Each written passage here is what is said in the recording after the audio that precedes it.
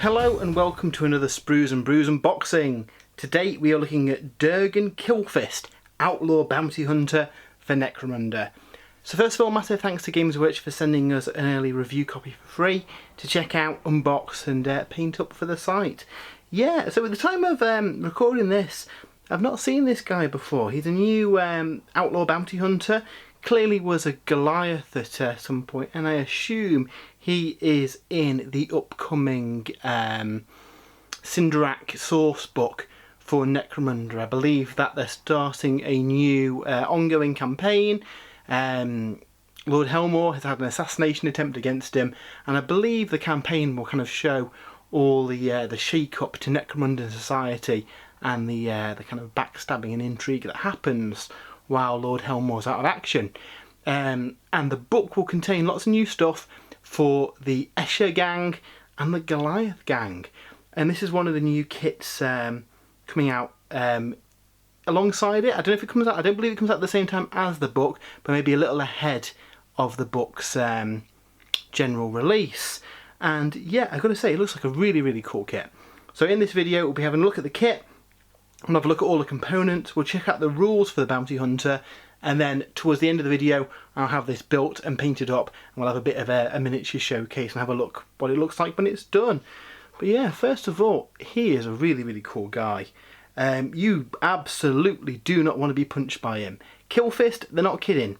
This guy will do some serious pain when he punches you with that big kind of augmented mechanical arm that he's got.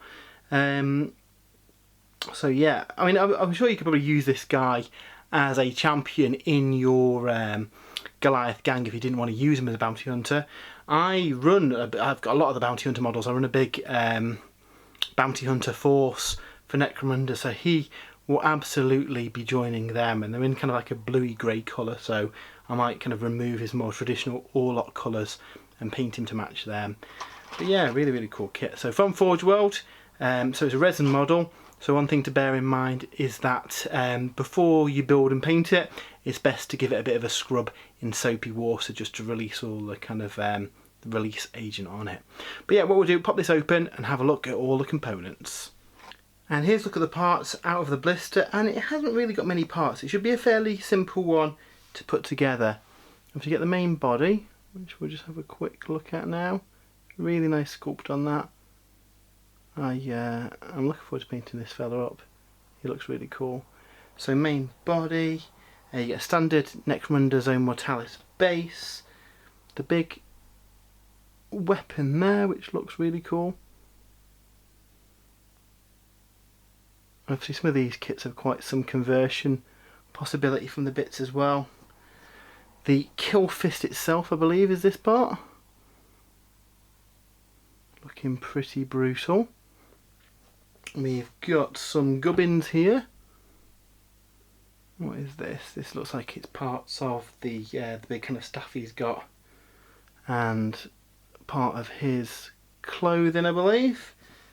And then finally the end cap for the big fist and his arm. So it should be fairly easy to put that together. Again, like I say, at the end of the video I'll have this built up and painted so you can see what it looks like. Before we get to that though, quick look at the assembly instructions. So yeah, it is going to be fairly straightforward to put this together. It's not got many parts, at least 7 parts. I think there's actually 8 parts on the frame. I think there's part of his costume is one of those as well. Must be a bit of an overhang that they put as a separate part. What's good with this blister though, you do get the full rules for the bounty hunter in your gang as well. So we get Outcast Leader. You can be selected as either an Outcast Leader when making an Outcast gang, which is cool, replacing the normal option for an Outcast Leader, or maybe hired as a Bounty Hunter, in which case he's subject to the you get what you pay for, dead not alive, claiming bounties, and we'll get our bit special rules. He's an outlaw hired gun. So yes, if you get the gang, one of the recent books, Book of the Outcast, I want to say it was, you get rules for creating your own outcast gangs. So these are the various low lives that have banded together outside of the normal law, and in that book there's a way of taking basically special characters as the leader for your gang. So yeah, I think this guy will absolutely be putting together a little outcast gang to jump into a ridge hauler and cause trouble for people out in the Ash Wastes. You also get his full stat card in here as well. So he is 225 credits. His kill fist is pretty good. Strength +1, AP -1, 2 damage, melee and pulverise. Yeah, he's a bit of a brute. Toughness 5, 2 wounds. Cruncher. Concussion, knockback, melee, versatile. 2-inch reach on that. Strength +2. He's also got frag grenades. And then skills, inspirational and unstoppable. And he's got frag grenades and furnace plates. So yeah, he looks pretty cool. You always get these printed on here, so you can use them within your game, so that's pretty handy. So yeah, what we'll do now is jump ahead to the future and have a look at this guy assembled and painted. And here is the completed, assembled and painted Durgan Killfist. So yeah, I really enjoyed painting this guy up. I enjoy painting the bounty hunters. I've picked up most of the older ones myself anyway. So yeah, when Games Workshop sent us this to review, I eagerly ripped the pack open and got it painted. I've not painted any Goliaths before, so I was in two minds about most of my bounty hunters are in like a bluish scheme, so I can put them together in a like Venator bounty hunter gang. But I decided to keep with the box art on this one and paint him up as a, you know, as a Goliath, because he was a Goliath at one point. And yeah, it's a really nice model. It's it didn't take too much work to build him up. He's not got that many pieces really.